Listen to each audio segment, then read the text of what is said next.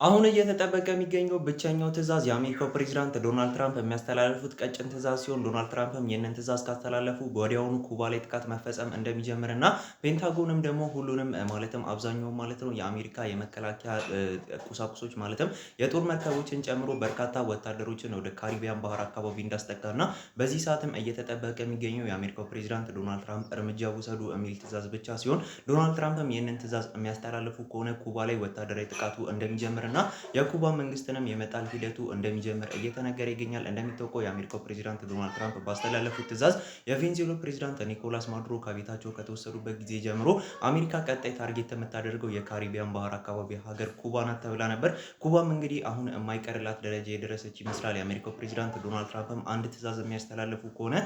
ፔንታጎን እንግዲህ ማለትም የአሜሪካ መከላከያ ማለት ነው ኩባ ላይ ጥቃት መሰንዘር እንደሚጀምር እና እግረኛ ወታደሮችንም እስከ መላክ ሊደርስ እንደሚችል ፖለቲኮ ይዞት የወጣው መረጃ ያሳያል።